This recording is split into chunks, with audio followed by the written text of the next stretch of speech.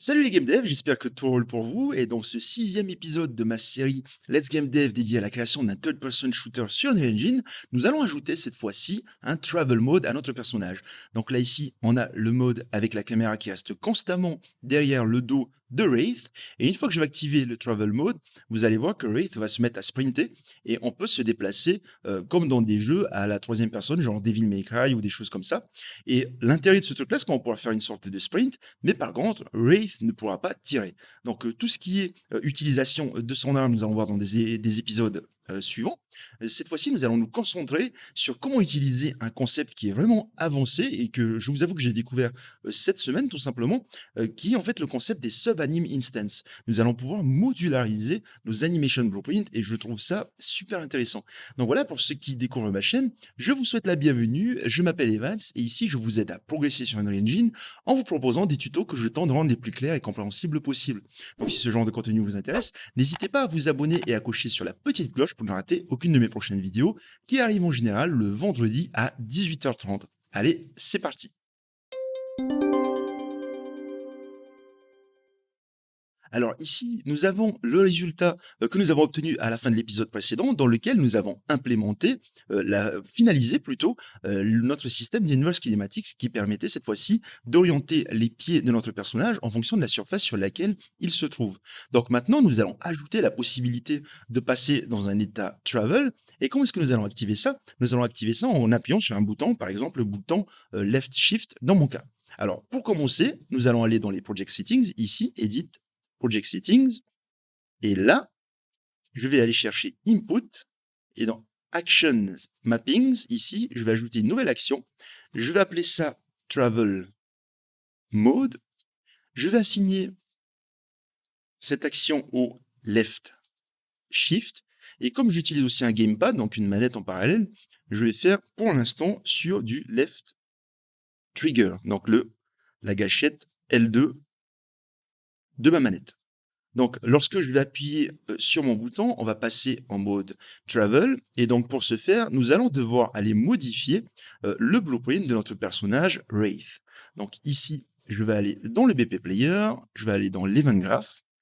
Et donc là, on a toute la logique de déplacement. Je vais venir ici, je vais faire un clic droit, Travel Mode, hop. Et donc ici, nous avons ce qui va être appelé à chaque fois que nous allons appuyer sur notre bouton. Donc ici, le Left Shift ou le bouton L2. Et là, nous avons besoin de coder une certaine logique. Alors, souvent, on peut voir des gens qui utilisent des booléens pour passer d'un état à l'autre, mais dans notre cas, Wraith sera soit dans un état de combat, donc lorsqu'il est en train de viser avec son arme, soit dans un état de travel, donc lorsqu'il est en train de se déplacer un peu plus rapidement.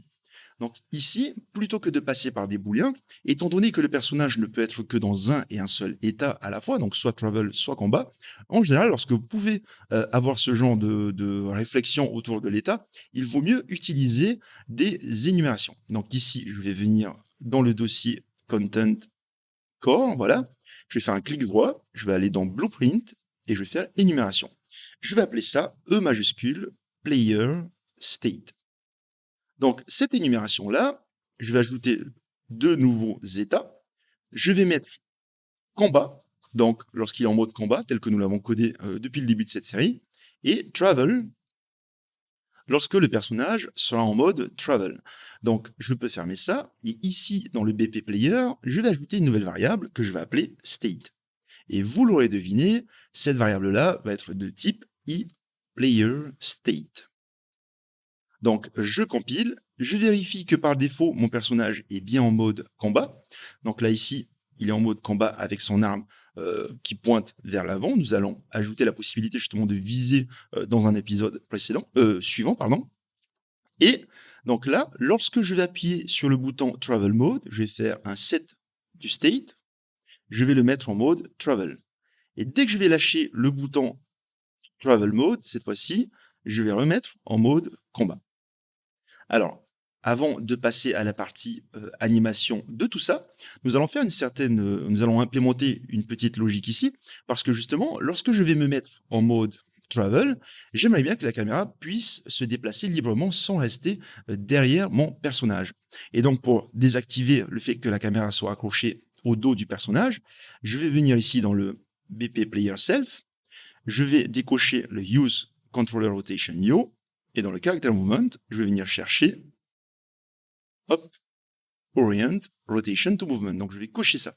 Donc là, ça aura pour effet de décrocher la caméra du dos du joueur. Et lorsque je vais me déplacer, le joueur peut faire face à n'importe quelle direction que je lui demande.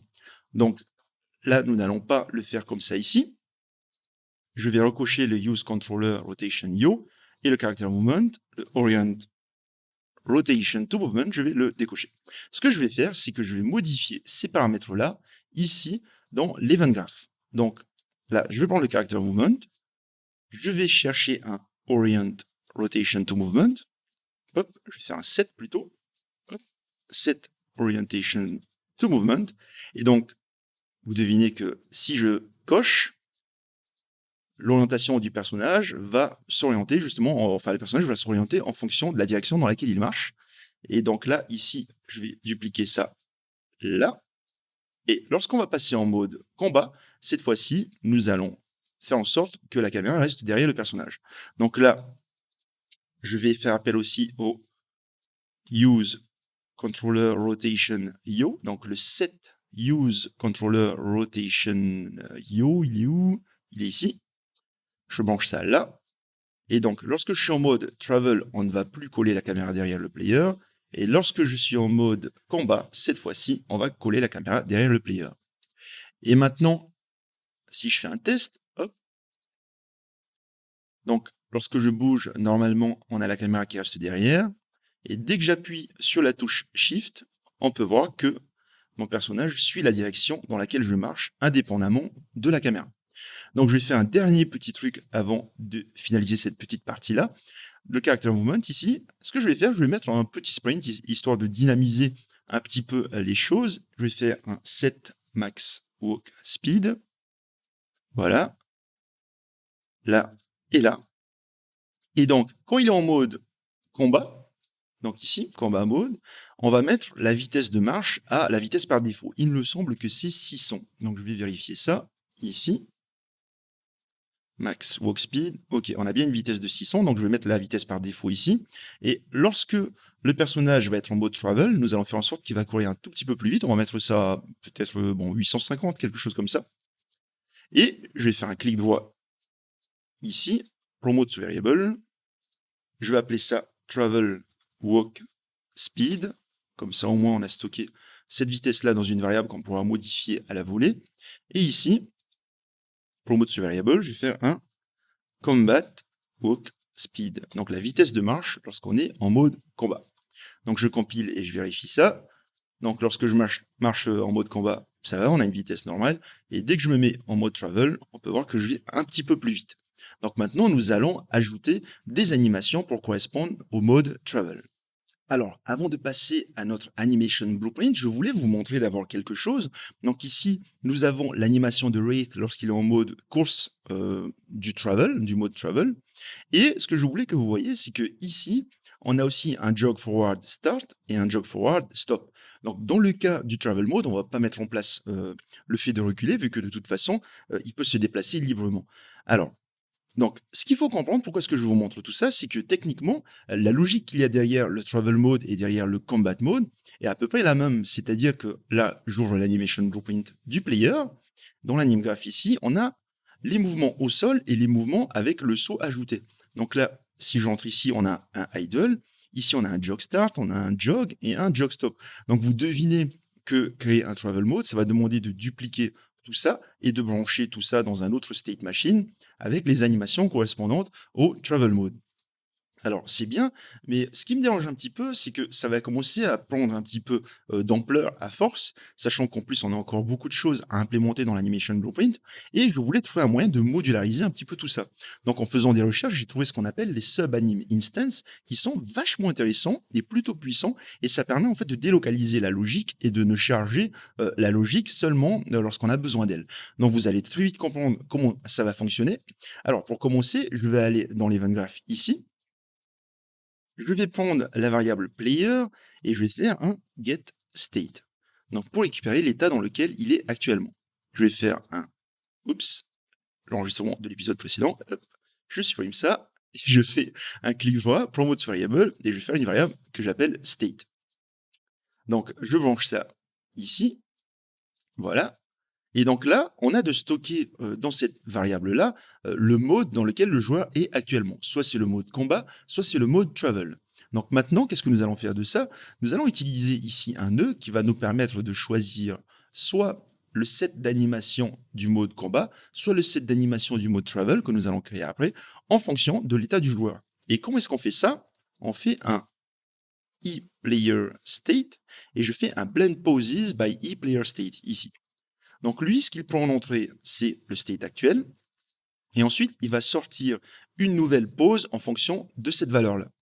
Donc là, vous pouvez voir qu'on n'a que le default pose et qu'on aimerait avoir le mode combat et travel. Et pour les ajouter, il faut faire un clic droit. Ici, je fais combat et clic droit et je choisis travel. Voilà. Donc maintenant qu'on a ça, on va faire appel aux locaux cache ici. Je vais renommer d'ailleurs ça. Je vais appeler combat locaux cache. Comme ça, au moins, on sait que c'est le mode combat. Alors, le default pose, on va brancher le mode combat. Donc, par défaut, on va être en mode combat. Ensuite, bon, techniquement, ça va jamais passer par là, mais malheureusement, on peut pas retirer le default pose ici. Mais je vais brancher ça combat pose. Et enfin, dans le travel pose, nous allons brancher la logique de l'animation du mode travel. Donc, maintenant que j'ai ça, je vais faire new save cached pose, donc un nouveau cache, que je vais appeler cette fois-ci locomotion cache. Voilà. Ici, plutôt que de prendre le combat loco cache, je vais supprimer ça et je vais faire un locomotion cache. Voilà. Donc, pour récapituler, ici, on a la logique du combat mode. On va avoir la logique du travel mode ensuite. Et donc, une fois qu'on va être stocké là, en fonction de l'état dans lequel le joueur est, on va choisir soit le set de mouvement du mode combat, soit le set de mouvement du mode travel. Alors, pour vous montrer un petit peu, faire une petite démonstration, je vais brancher ici idle non-combat, donc c'est le mode travel. Je branche ça là. Je vais compiler et on va lancer l'exécution. Donc ici, je suis en mode combat, et dès que je me mets en mode travel, hop, on peut voir que Wraith baisse son flingue. Donc pour l'instant, si je bouge, il n'y a rien, parce que nous n'avons pas la logique. Et donc là, je vais venir ici, par exemple, vous pouvez voir que le hiker, le système d'hiker fonctionne aussi lorsqu'on est en mode travel.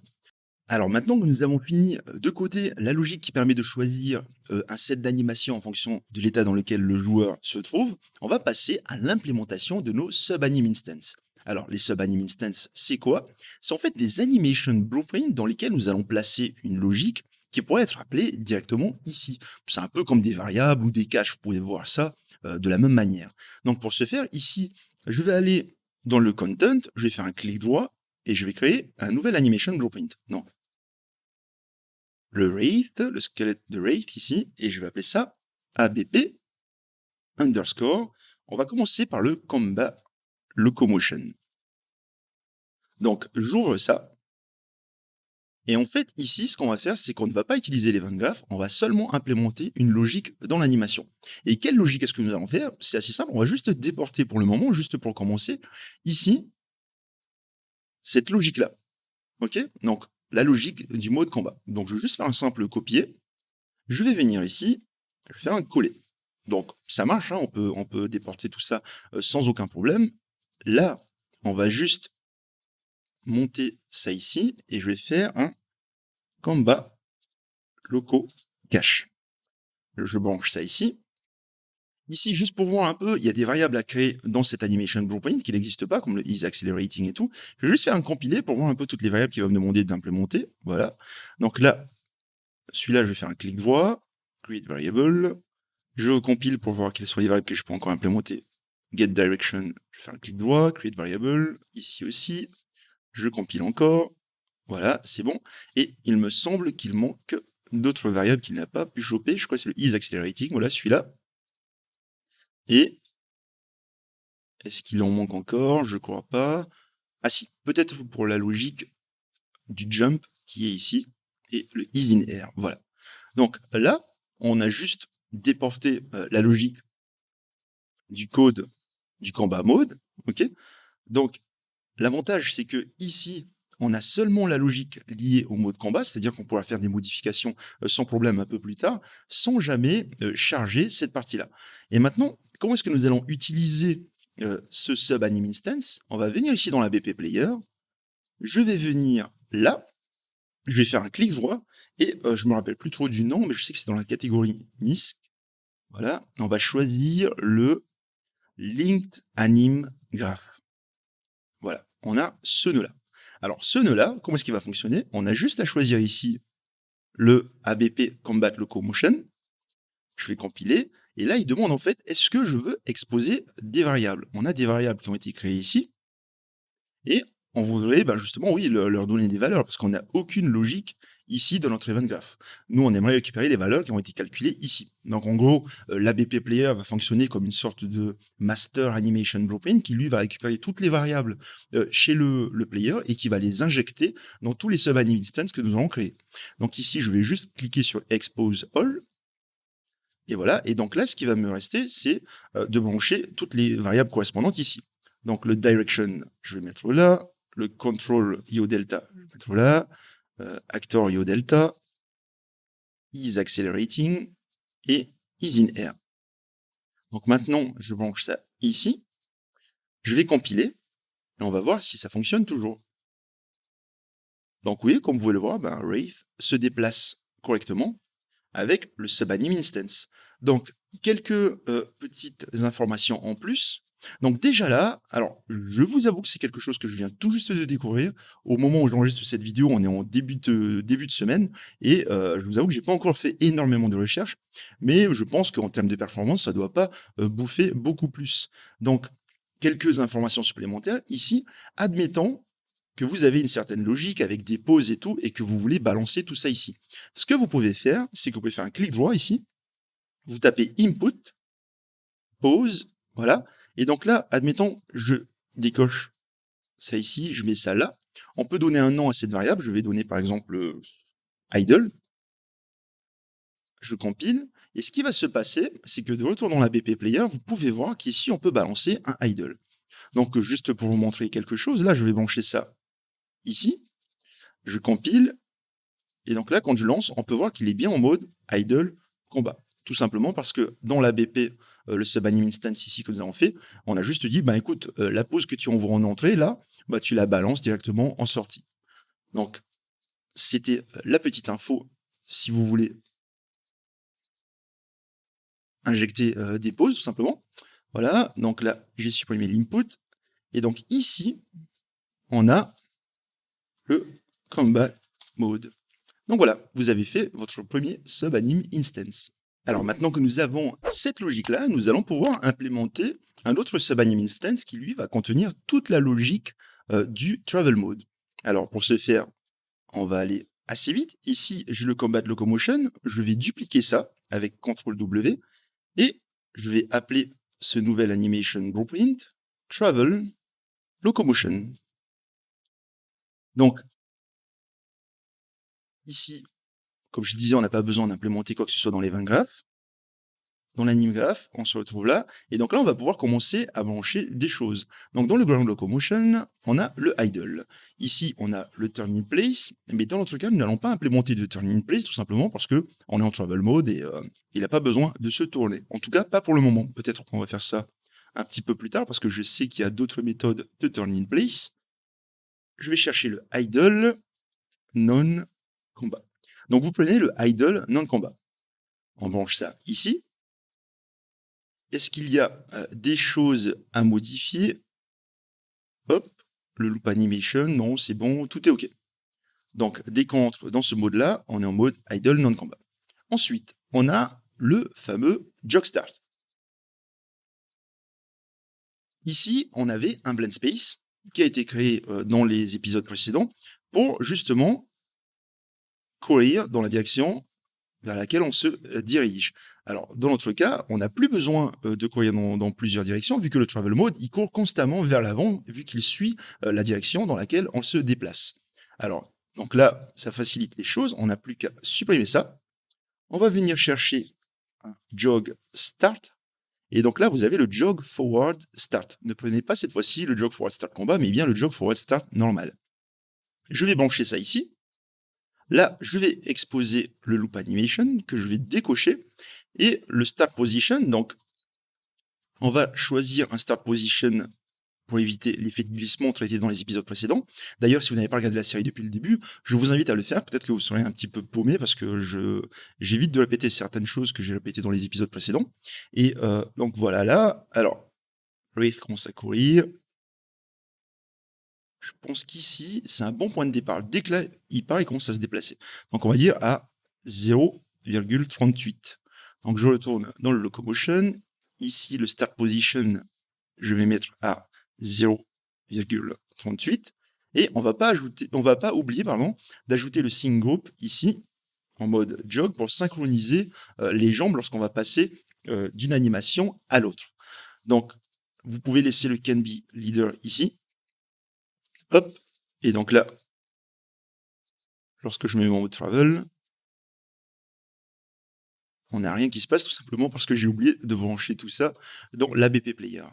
Donc ici, ce qu'on va faire, on va dupliquer ce code-là, étant donné qu'on a les mêmes variables dans le locomotion, ici, le subanim instance. Et là, je vais aller à droite, je vais sélectionner le travel locomotion. On va avoir tous les pins qui vont être rouges, mais on peut recliquer sur expose all et ils vont tous réapparaître correctement. Donc là, maintenant que j'ai ça, je vais faire un nouveau cache, new saved cache pose.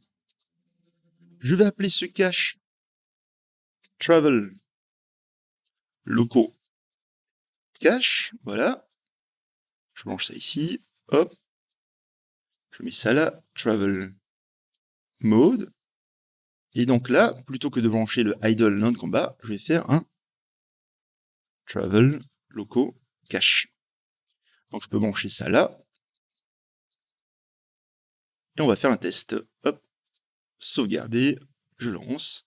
Je me mets en mode travel. Donc on voit bien qu'on est passé dans l'autre subanim instance. Et dès que je me mets à courir, on a bien le jog start qui démarre. Bon, après il se met en jog du mode combat, donc on va corriger ça tout de suite. Alors maintenant que le jog forward start est terminé, on va passer au jog loop ici. Et donc là, si vous vous rappelez bien, le jog lean, en fait, il s'agit d'un blend space 2D que nous avons créé dans un des épisodes précédents, qui permettait justement de courir dans différentes directions, hop, et de se pencher justement en fonction de l'inclinaison du personnage. Donc s'il court vers l'avant et il tourne un peu vers la gauche, on aimerait bien qu'il se penche un peu de côté. Mais dans notre cas, étant donné encore une fois qu'en mode travel, Wraith ne marche pas dans plusieurs directions, il ne marche que dans une seule direction, donc le forward, cette fois-ci, nous allons créer un autre blend space qui est un blend space 1D. Donc blend space 1D, il demande seulement un seul paramètre en entrée. Donc, au lieu de prendre la direction, il va prendre l'actor Yo Delta. Donc, là, je fais un clic droit, Animation, Blend Space 1D. Je prends le squelette de Wraith et je vais appeler ça BS underscore travel underscore jog lean. C'est le jog lean de mon personnage lorsqu'il est en mode travel. Alors, que je me rappelle bien, le jog lean ici, il prend moins 45 degrés et 45 degrés pour du lean. Donc là, ici, je vais venir dans Horizontal Axis, ici, je vais mettre les paramètres du graphe ici en bas. Donc je vais mettre ça en lean, ici. Je vais mettre le minimum à moins 45 et le maximum à 45. Et donc là, je vais venir chercher le jog forward normal que je vais brancher ici, et le jog forward circle right, donc lorsqu'on tourne vers la droite à droite, et circle left à gauche. Donc là, ces deux barres, c'est qu'on peut mettre deux animations, mais on n'en a pas besoin. Donc ici, donc le number of grid divisions, je vais mettre ça à 2. Comme ça, au moins, on n'a plus besoin d'autres animations. Je sauvegarde, et donc de retour dans le travel locomotion, ici, je vais récupérer le travel joggling, hop, et comme vous pouvez le voir, il n'a besoin que de l'information de ligne pour fonctionner. Donc je branche ça à la place du blend space 2D et le Yo Delta, je vais brancher ça ici. Donc ce truc-là, je peux supprimer et on va faire un test. Est-ce que ça fonctionne? Hop, je vais peut-être reculer un tout petit peu la caméra, histoire de mieux voir l'action. Donc le caméra boom, je vais mettre ça, admettons, à 450 pour le moment. Donc dès que je lance ça, voilà. Donc Wraith est en mode combat. Je maintiens la touche Shift, il est en mode travel. Et donc là, dès que je me mets à courir, voilà. Et donc là, vous pouvez voir que dès que je tourne, hop, Wraith se penche en fonction de la direction dans laquelle il court. Alors j'espère vraiment que cette vidéo vous est utile jusqu'à présent. Si c'est le cas, n'hésitez pas à me laisser un like car ça aide concrètement la chaîne à être référencée sur YouTube. Et si vous avez quoi que ce soit comme remarque ou des choses à dire, n'hésitez pas à écrire ça dans la zone de commentaires ci-dessous. Je me ferai un plaisir de vous répondre et ça me fait toujours super plaisir de vous lire. Donc sachez une chose, c'est que cette chaîne existe aussi grâce à vous et c'est super motivant de voir tous les retours, et les interactions que j'ai avec vous et tout et ça fait toujours super plaisir. Donc on va reprendre le tuto ici. Donc dans le Travel Locomotion, ici pour le Travel Joggling, dans le cas du jog, j'ai oublié de mettre le group name ici, le sync group à jog. On va laisser ça à Can Be a Leader. Encore une fois, ça permet comment dire ça, de synchroniser les pieds lorsqu'on passe d'une animation à l'autre. Si dans le jog start, il finit sur un pied gauche, dans le jog loop, il va commencer sur un pied gauche, par exemple. Donc, je vous invite encore à regarder la série depuis le début si vous connaissez pas ce genre de concept-là.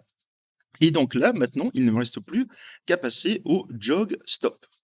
Alors, dans le jog stop, ici, pareil, on a un blend space qui joue un stop en fonction de la direction dans laquelle Wraith est en train de courir. Dans le cas du travel, on ne court que dans une seule direction. Donc ici, tout ce que je vais faire, c'est chercher un jog stop.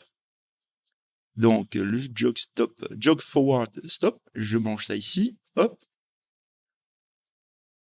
Voilà, ça, je peux supprimer. Ici, je fais attention à exposer le loop que je décoche. Ensuite, le sync group, je vais mettre encore un jog, mais cette fois-ci, je vais mettre un always a leader. Comme ça, au moins, c'est cette animation-là qui a la priorité lorsqu'on va s'arrêter. Ensuite, pour éviter le glissement, donc on peut voir ici que Wraith prend un petit peu son temps pour s'arrêter alors que on s'est déjà arrêté depuis longtemps. Donc là, on va chercher le moment où il arrête de bouger. Donc là, une petite astuce, en général, je regarde un peu les courbes qu'Epic Games me propose. Ici, on a le distance curve qui montre en fait, je sais pas, les déplacements du personnage en fonction de sa réelle position. C'est un peu la technique de distance matching dont je parlais dans un des épisodes précédents. Donc là, on va partir du dernier pas. Donc, hop, celui-là. Et dès qu'il arrive ici, donc à peu près à 0,953, ici en bas, on peut voir ça. Je vais donc faire démarrer l'animation ici à tac, 0.953. Donc là, je prends ma manette ici, je compile et je lance l'exécution et on va vérifier que tout fonctionne bien. Donc là, en mode combat et je me mets en mode travel. Donc là, il court bien, il se met à courir comme il faut et dès que je m'arrête, hop, il ne joue pas l'animation de Jogstart toujours. Alors, c'est un tout petit souci qu'on va corriger tout de suite. Alors, là, on a un state machine qui contient plusieurs états. Et ici, cet état-là, c'est en fait l'état qui dit qu'on repasse en mode idle, bon, en fait, repartir sur le jog start ou le turn in place, si le joueur est en train de tourner alors qu'il est en animation jog stop. Pourquoi? C'était tout simplement parce que s'il s'arrête de courir et on tourne la caméra, bon, on donne la priorité au fait de du turn in place, le fait de se tourner en place. Sauf que dans le cas du travel mode, on ne va pas mettre de turn in place, comme je le disais au début de cet épisode. Donc je vais supprimer cette condition-là. Et donc là, déjà, si je lance l'exécution, hop, je me mets à courir, je m'arrête, hop, c'est bon. Donc cette fois-ci, on joue bien l'animation de stop. Alors une petite précision, en fait, l'état que je viens, la transition que je viens de supprimer, elle passait directement en idle si j'étais en train de me pencher ou si je regardais dans une autre direction, si je bougeais dans une direction différente de celle dans laquelle je regarde. Alors, donc là, j'ai ça. Il y a encore un autre souci à corriger, c'est que donc là, je suis en mode combat, je me mets à courir, et dès que je passe en mode travel, est-ce que vous avez remarqué? Là, je repasse en mode combat, travel, combat. Alors, ce qui s'est passé, c'est qu'en fait, vu que je passe d'un état à l'autre, donc d'un subanim instance à l'autre, ce qui se passe, c'est que lorsqu'il va rentrer ici, boum, il va aller directement dans le jog start avant d'aller au jog stop. C'est-à-dire que même si je suis en train de courir, il va faire le jog start, peu importe l'état dans lequel je vais, que ce soit le mode combat ou le mode travel. Donc pour corriger ça, on va ajouter ici une transition dans le travel, qui en fait, cette transition-là, qu'est-ce qu'elle va faire? Elle va juste dire, bah écoute, si je suis déjà en train de me déplacer, si je vais déjà à une vitesse minimale, on va dire, bah dans ce cas-là, ne joue pas le jog start, passe directement au jog loop. On va faire de même dans le combat locomotion, ici, je vais brancher la même transition, et il nous faut donc une information de vitesse, ici. On a besoin de faire passer une information de vitesse qu'on n'a pas là, hormis le is accelerating. Donc le is accelerating n'est pas suffisant dans ce cas-là, tout simplement parce que le is accelerating, c'est si le joueur est en train d'appuyer sur une touche vers l'avant. Le problème, c'est que tout simplement, ça ne va pas suffire. Donc là, dans l'ABP Player, ici, je vais aller chercher dans l'event graph, et je vais prendre le player, hop, je vais faire un get velocity pour récupérer sa vélocité actuelle. Ensuite, je vais faire un vector length pour récupérer la vitesse à laquelle il court, et je vais faire un clic droit pour mode variable, et je vais appeler ça speed. Donc je branche cette variable-là ici, et donc là nous avons une information de vitesse. Donc on pourra dire par exemple que si la vitesse du player est déjà à 100 par exemple, dans ce cas-là, on ne va plus passer dans le jog start, mais directement dans le jog loop. Donc là, on va créer une nouvelle variable, speed. Donc là, je suis dans le travel locomotion. Voilà.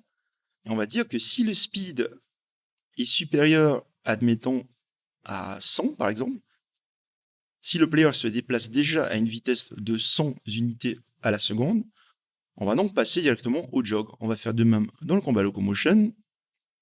Pour aller plus vite, je vais copier ça ici. Voilà. Donc là, il me demande de créer une variable, create variable speed. Et donc là, on a le speed. Je vais retourner dans l'ABP Player, dans l'Anim Graph, et donc ici, le Linked Anim Graph, je vais sélectionner, et vous pouvez voir qu'on a notre variable speed qui apparaît. Donc je clique, je coche la case Expose, pareil pour celui-là. Hop, j'ai pas compilé, donc ça n'apparaît pas. Et là, je fais Expose. Du coup, je prends ma variable speed. Bon, il y a d'autres manières de faire ces choses-là, mais c'était vraiment histoire d'aborder un maximum de concepts des animation blueprints, histoire que vous ayez vraiment toutes les cartes en main pour vos propres besoins à vous. Donc là, j'ai ça. Je relance l'exécution. Donc je me mets à courir, on est en jog start. Maintenant, je suis en jog. Je passe en mode travel. Je reviens en mode jog. Et donc, on peut voir cette fois-ci qu'il n'y a plus de jog start qui est joué. Et maintenant, pour finaliser notre subanim instance dédié au travel mode, on va retourner dans l'anim graph ici, et on va s'attaquer au locomotion. Donc pour rappel, cette partie-là gère la partie dédiée au saut. Donc je vais aller dans l'état jump encore une fois, et jump start. Alors, ici, on a le jump start combat. Nous, ce qu'on veut, c'est le jump start classique. Donc je branche ici. Et pour le coup, j'ai fait des tests juste avant, le fait de commencer à 0,1 seconde ici, ça colle aussi dans le cas du jump start pour le travel mode. Donc là, pas besoin de modifier, le start position, on le laisse à 0,1 et le loop animation, on le laisse décoché. Donc je sors de là, dans jump apex ici, je vais récupérer le jump apex normal que je vais brancher là. Là, pareil, loop animation, on n'a pas besoin de changer. Et je vais dans le jump preland ici. Donc, je vais chercher le jump land que je branche là. Hop, pareil. Cette fois-ci, pas besoin de changer quoi que ce soit. On a le play rate qui permet de ralentir l'atterrissage, enfin le déplacement des jambes pour que le personnage se prépare à atterrir. Et enfin, il ne nous reste plus qu'à traiter le land. Donc, dans le land ici, le play jump recovery additive combat, on va chercher Jump Recovery Additive, la version non combat, et pareil, on n'a rien à changer. Donc là, je compile, je sauvegarde et je lance. Donc je suis en mode Travel. Voilà, et donc là, dès que je saute, On a donc bien le saut qui fonctionne correctement en mode travel.